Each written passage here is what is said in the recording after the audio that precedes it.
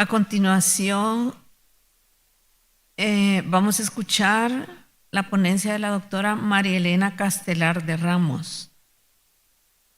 La doctora María Elena es una dermatóloga graduada en el Instituto Dermatológico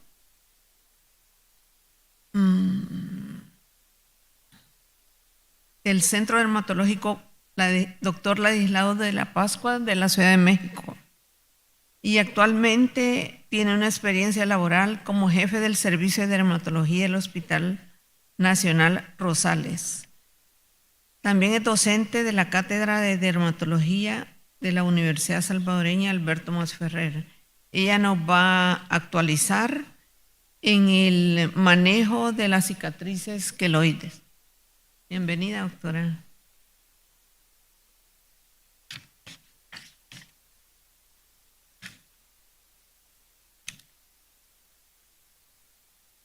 Buenas tardes, gracias por la invitación, nuevamente estar aquí, como siempre cada año, acompañando.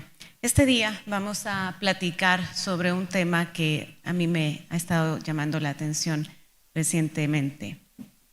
Una actualización aquí está, ¿verdad?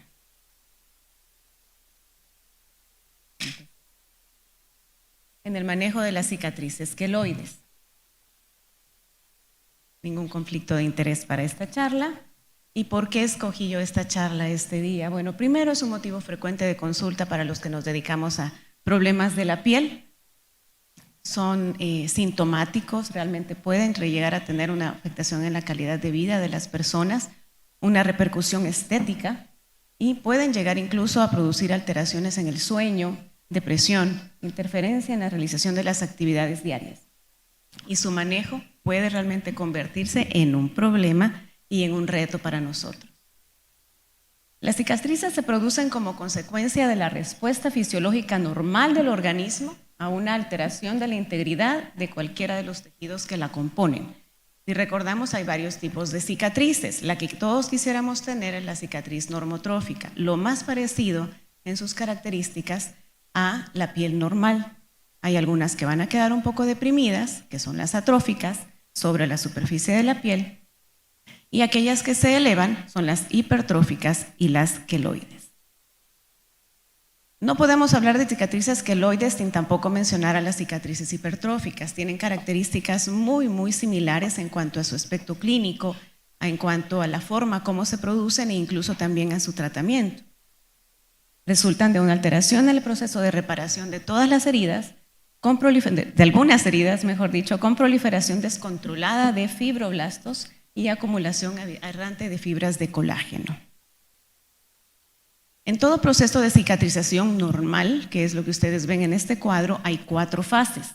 Uno es la fase de hemostasia, que normalmente después que se produce una herida, hay un sangrado y se activan las plaquetas que van a dar paso a todas las otras cascadas de este proceso de cicatrización. Esta fase de hemostasia dura aproximadamente minutos a horas. De 1 a 7 días aproximadamente viene la fase de inflamación.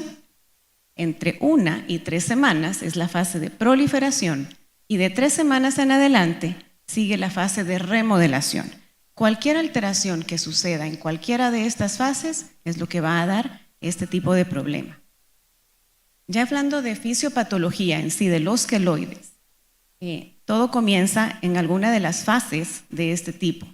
Y comienza primero con la secreción de las plaquetas. Estas van a activar factores de crecimiento que van a activar células, principalmente fibroblastos, queratinocitos, melanocitos, mastocitos y células endoteliales.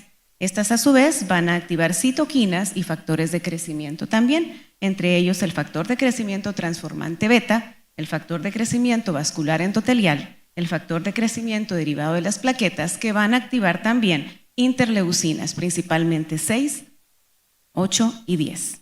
Y estas al final van a sintetizar colágeno tipo 1 de una manera aberrante, fibronectina, glucosa, aminoglicanos, proteoglicanos y elastina. Todo eso se traduce como angiogénesis, proliferación de fibroblastos y aumento en la producción de colágeno. Y todo eso nos va a dar el resultado que clínicamente vemos en estas cicatrices. En su epidemiología, principalmente en hispanos, asiáticos, afroamericanos, es más frecuente, aunque puede dar en cualquier raza. Es más frecuente en mujeres, en fototipos oscuros y entre edades de entre los 10 a los 30 años, predominan en personas jóvenes. Y también es muy característico que va a escoger ciertas partes de la piel. Es más frecuente que veamos queloides en el tercio superior de la espalda, en los lóbulos de las orejas. Espérenme.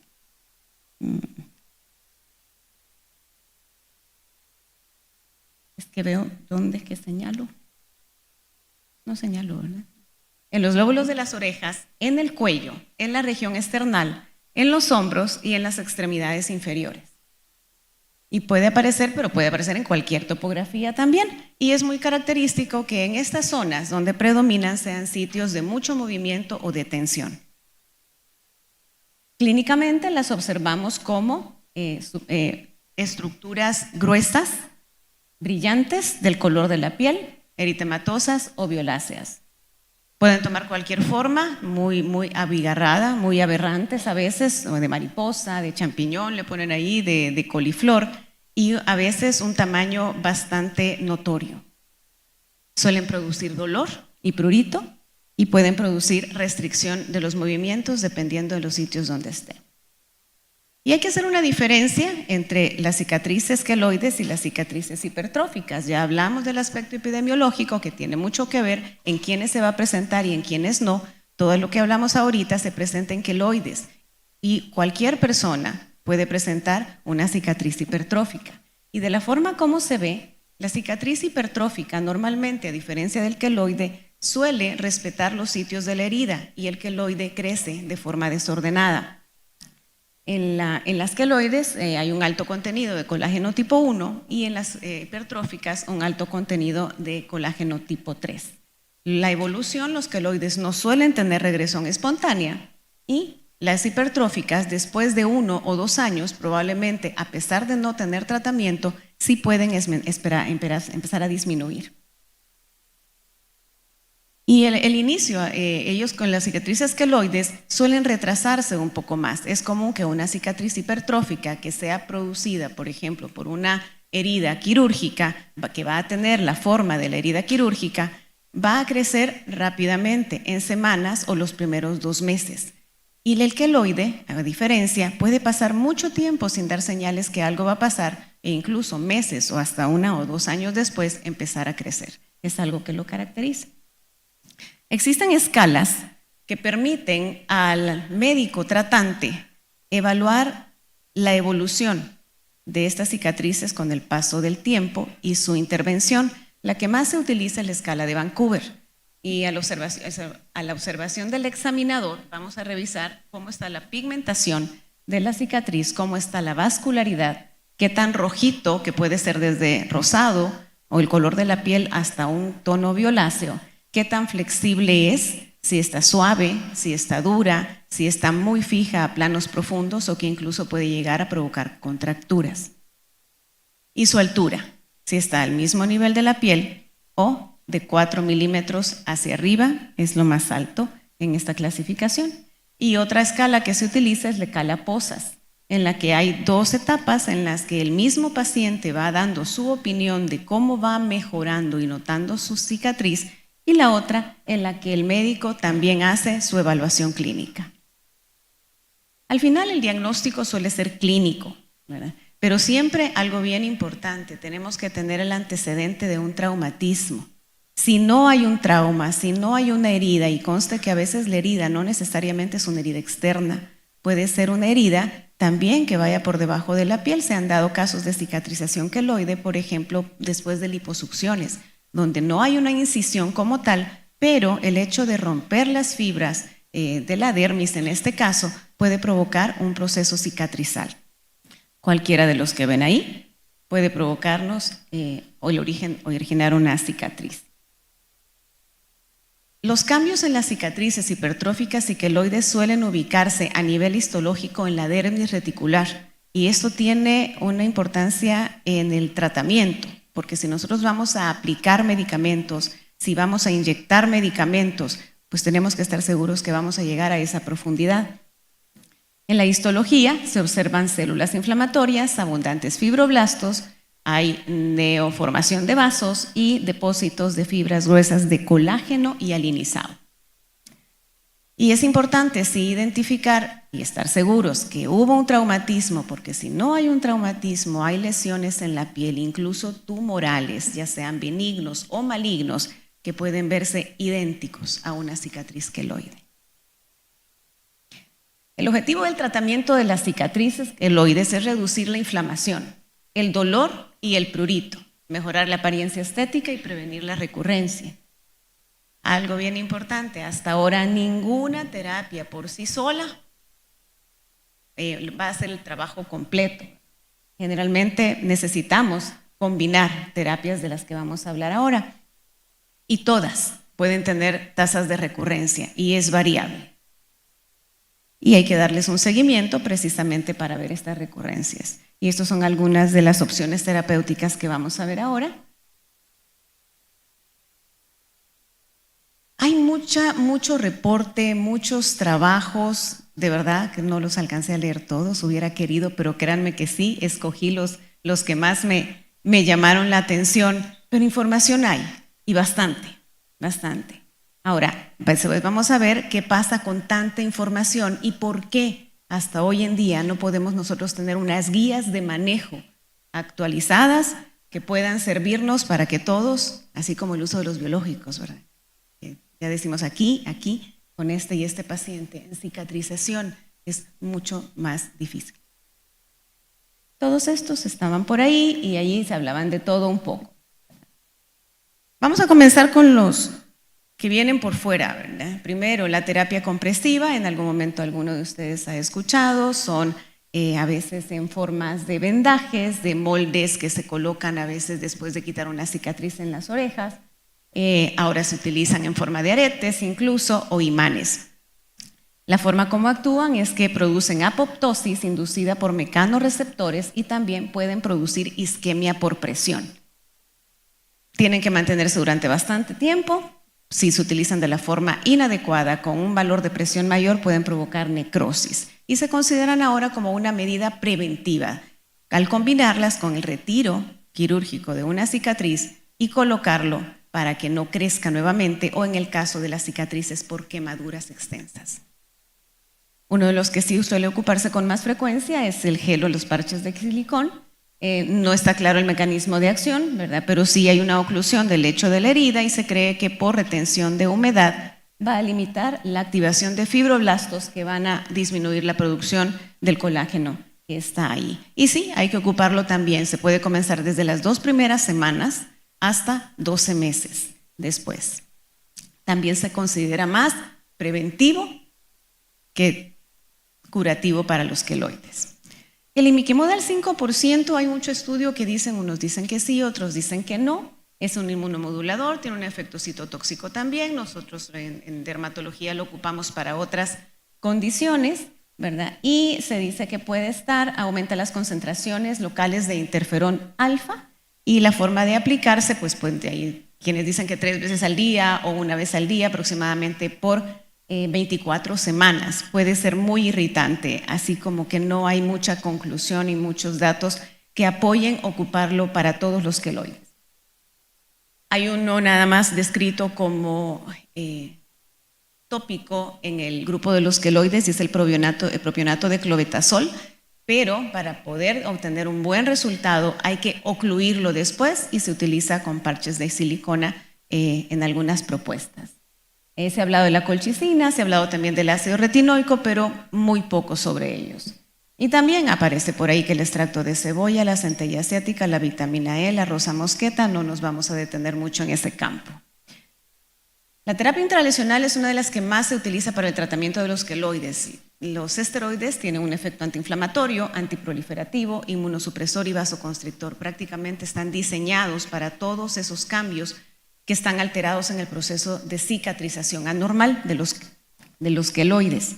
El acetonio de triamcinolona es el que más se utiliza y se considera la primera línea de tratamiento y con el que suelen compararse el resto de los tratamientos o suelen acompañar a este medicamento para lograr resultados efectivos.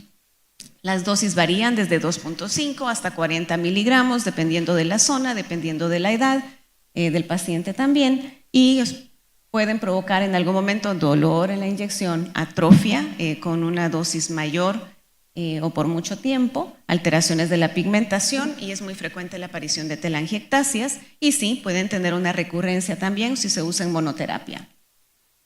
El 5-fluoracilo es uno de los que también se utilizan, se ha llegado a comparar, más bien a utilizar en conjunto con la triamcinolona. Es un medicamento antineoplásico y produce y favorece la apoptosis, y entonces va destruyendo células y va destruyendo también al final el colágeno que está alterado. Se utiliza cada 4 semanas, aunque hay esquemas que lo mencionan una vez a la semana por varios meses. Se ha mencionado también, aquí no lo hacemos mucho, pero sí en otros países sí lo hacíamos, dexametasona o betametasona de depósito, ¿verdad? Eso hay que tenerlo en cuenta porque hay una de liberación corta y hay otras de liberación prolongada. La bleomicina también es un citotóxico y quimioterapéutico, también produce y favorece apoptosis. Se ha comparado o incluso se ha considerado que puede ser más efectivo que la triamcinolona, aunque los efectos secundarios y su disponibilidad limitan mucho su uso.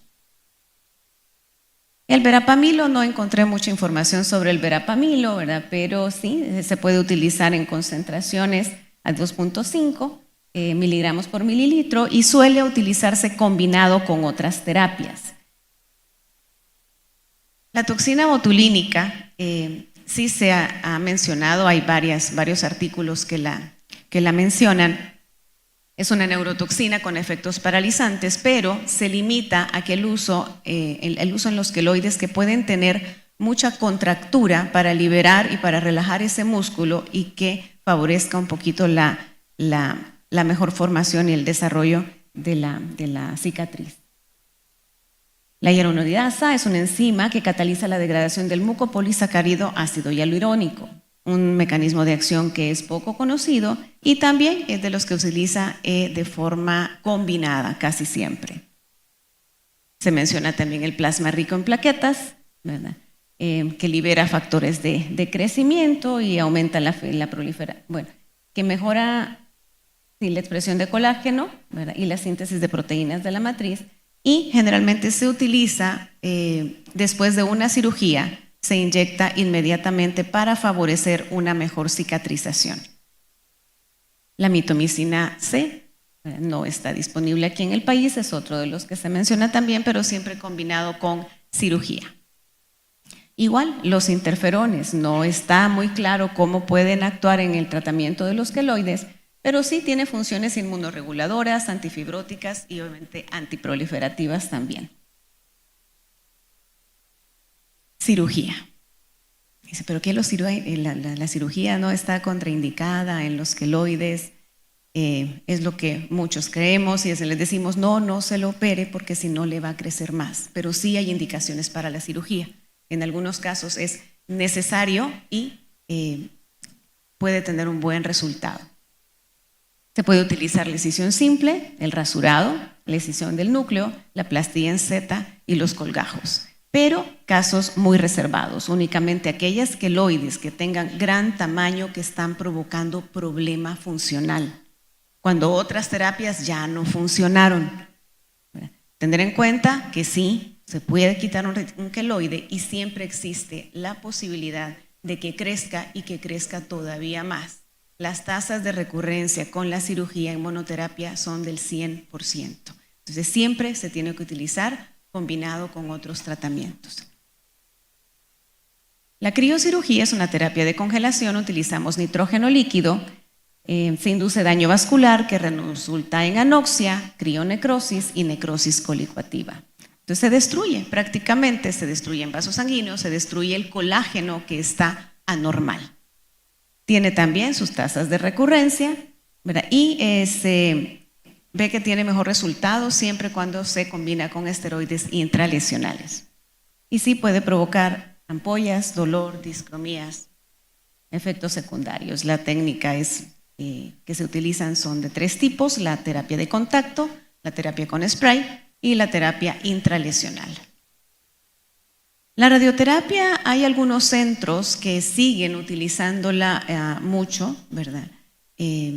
Casi siempre se utiliza después de una cirugía para evitar las recidivas, ¿verdad? Generalmente se utiliza 24 horas después de la excisión quirúrgica del queloide, y hay 2 formas: que se aplica de forma externa y otra que se aplica interna. Ahora hay muchos estudios sobre el láser o las terapias basadas en luz, ¿verdad?, para el tratamiento de los queloides, y tiene su base científica, ¿verdad? Se han utilizado tanto láseres ablativos como no ablativos. Se menciona el de Erbio y el de láser CO2 como los ablativos, y los no ablativos, el Nd:YAG, láseres de diodo y el láser de colorante pulsado. Estos láseres tienen la característica que van a ir a actuar directamente donde nosotros queremos tratar el problema. Si sabemos que hay problemas de vasos sanguíneos porque están proliferando, yo necesito destruir ese vaso porque me le está dando alimentación a esa cicatriz, entonces probablemente voy a tener mejoría. Y los ablativos lo que hacen es destruir el colágeno que está alterado para que vuelva a crearse de mejor manera. También se utilizan los láseres ablativos en una técnica que se conoce ahora como LAD, que es Laser Assisted Drug Delivery, que es la implementación de fármacos asistido por láser.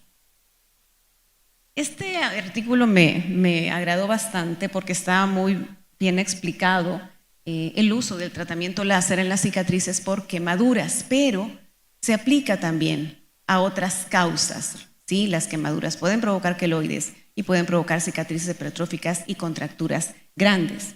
Entonces aquí se aclara, o sea, nos da una idea de cómo cada uno de los láseres pueden ayudar y en qué momento se pueden utilizar. Cuáles son aquellos que nos van a ayudar a mejorar el eritema, cuáles aquellos nos van a mejorar la pigmentación, la flexibilidad para disminuir la consistencia del queloide, y también algunos que mejoran la pigmentación. Y curiosamente, de varios artículos, aquí se encontré niveles de evidencia y grados de recomendación, porque la mayoría de reportes que están a la mano solo son reportes de casos, y que algunos solo son 3 casos o más casos, pero no hay aquel consenso que llegue a una conclusión clara. Esta que les mencionaba de la administración de fármacos asistido por láser es una técnica en la que el láser provoca unos pequeños canales que van a penetrar normalmente hasta la dermis, y dependiendo del tipo de láser y el haz de luz que tenga, el diámetro que tenga, puede llegar a dermis reticular o a dermis papilar. Y inmediatamente después de aplicar el láser se coloca sobre la piel la sustancia para que penetre a través de esos canalitos y pueda llegar un poquito más abajo. De la terapia fotodinámica realmente no encontré mucho, que al parecer es prometedora, pero también tiene efectos secundarios de quemaduras, de irritación, que ahorita se limita, y la disponibilidad pues no es en todas partes. Y otra lista, que la verdad no nos vamos a detener en eso ahorita. Y entonces no sé cómo estoy de tiempo. Ya, rapidito. Pensemos. Hay mucha información, todos queremos tratar queloides, y qué bonito que yo voy a ir y voy a contribuir con lo que yo estoy haciendo, nos ayuda a todos, pero no hay estudios controlados que nos puedan dar una directriz que todos podamos seguir por ahí, ¿verdad? Y casi siempre se debe a que es un tipo de población tan diferente, diferentes razas, diferentes edad. Las cicatrices son diferentes. Yo voy a agarrar un grupo de 20 pacientes y cada uno va a tener una cicatriz diferente. Uno estaba más grande, el otro estaba más gordito, el otro tenía más tiempo. Entonces es complicado lograr una cohorte que reúna las mismas características como para decir este es el indicado para cada uno. Algún día probablemente tengamos un poquito más, pero nos quedamos con lo que tenemos ahorita: revisiones sistemáticas y consensos de los expertos, que también funcionan. Este esquema me llamó la atención, no es normalmente el que yo suelo ocupar, pero está muy simple, muy sencillo, se basa en el tamaño de la cicatriz, si está grande operamos y si está pequeña medicamentos, si el medicamento no me funciona, entonces voy y opero y si vuelve a salir, entonces vuelvo a operar. En resumen, no es tan así porque está bastante interesante, fácil y comprensible este artículo, muy bonito. Estos me gustaron un poquito más, ¿verdad? En el que consenso de expertos, cirujanos plásticos y dermatólogos se reunieron y cada uno, por cuestionarios, dieron su experiencia, pero ya es un consenso. Mencionan mucho sobre las terapias láser, de lo que acabamos de hablar. Y este se los recomiendo, si ustedes lo pueden revisar, me gustó bastante también. Habla de cada uno de las tipos de tratamientos y aquí sí menciona grados de recomendación y niveles de evidencia para cada uno. Y si nos enfocamos, ¿verdad? La cicatriz, ¿qué hacemos cuando tenemos una? Si realmente se pueden prevenir, si hay alguna predisposición que nos diga que ese paciente tiene la facilidad de desarrollar queloide, pues tengo que ver qué puedo hacer para ayudarle que no se desarrolle. Lo principal es una buena revisión y una intervención temprana. Entre antes, mejor. No como antes, que no vamos a esperar que cicatrice 6 meses o 1 año. No, a la primera empezamos, ¿verdad? ¿Y cómo decidir el tratamiento? Vamos a ver las características de la cicatriz, el tiempo de evolución, en qué fase de la cicatrización podría estar alterada y si el tratamiento es accesible. Las características de la cicatriz a mí me van a decir qué es lo que yo puedo necesitar. Si está roja, pues tratamientos para disminuir el eritema. Si está grueso, pues tal vez algún proapoptótico para que destruya este tipo de cicatrización gruesa y el tejido duro. También el uso de láseres nos van a mejorar en todo esto. Si estamos en la fase de prevención, pues se pueden combinar, ¿verdad? Según sugieren los expertos, láser, generalmente de tipo vascular, y láseres no ablativos y la silicona. Si el problema está en la fase de proliferación, y esto lo vamos a reconocer porque el queloide está rojo, pica, duele y está creciendo prácticamente, siempre va a ayudar un láser vascular, podemos utilizar aquí crioterapia y fármacos intralesionales de los que hemos platicado.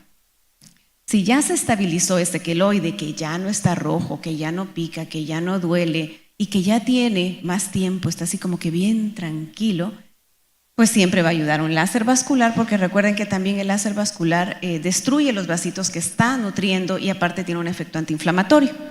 Aquí empezamos a utilizar láser flaccionado ablativo o no ablativo, siempre la crioterapia y fármacos intralesionales. Y si ya al final estamos y solo mejoramos esa cicatriz y solo queremos moldearla, remodelarla para mejorar su resultado estético, también algunos tipos de láser y aquí podemos utilizar la técnica LAD. Esto está en el artículo que les acabo de mencionar, cómo cada uno de los láseres puede ayudar para las características de cada cicatriz. Nada más los efectos que produce cada uno de los láseres. Y la cirugía, pues ya habíamos mencionado, cuando es una cirugía de una cicatriz de gran tamaño que produce contractura, que no tiene respuesta a tratamientos, aquellos que son pediculados no responden a los tratamientos intralesionales, por ejemplo. Vamos a preferir cirugía y combinarlo con algo más. Pues nada más compartirle para terminar ya unos casitos que yo he tenido. Nunca vamos a lograr así como que la piel completamente lisa, pero lo que les traigo yo aquí son pacientes que ya tuvieron tratamientos previos, incluso algunos se los estuve dando yo antes y no mejoraron con la infiltración de triamcinolona intralesional. Este paciente, si se le combinó tratamientos, 5-fluoracilo, miren cómo puede provocar un poquito de costras y ulceración junto con terapia de CO2 fraccional. Es una paciente con cicatrices de acné, tenía 8 meses yo inyectándole triamcinolona todos los meses, ¿no? Tuvimos que utilizar 5-fluoracilo, CO2 también y crioterapia. Todavía nos falta. ¿Cuánto va a durar el tratamiento? Desde 4 meses hasta 16 meses. O sea, al paciente hay que decirle, vamos a estar aquí probablemente más de 1 año. Cicatrices queloides, bueno, esta es más bien hipertrófica, Con el tiempo siguen mejorando. Esta es una cicatriz muy pequeña, pero le estaba causando retracción para la apertura del párpado. Y ese es un paciente que se le hizo hace 15 años un retiro de tatuaje, quedaba todavía un poquito de tatuaje por ahí y estaba muy, muy elevado. Bueno, no se nota tanto, pero sí se elevaba y él quería que desapareciera ese restos de tinta de tatuaje y aparte que no se entendiera, que no se lograra visualizar la forma que tenía en su tatuaje, por lo menos que se notara un poquito menos. Esa es una aplicación de láser CO2, la aplicación de crioterapia de contacto, la infiltración intralesional y sí, se pueden hacer esta combinación de tratamientos incluso en la misma sesión de los pacientes. Yo creo que ya terminamos. Sí, gracias.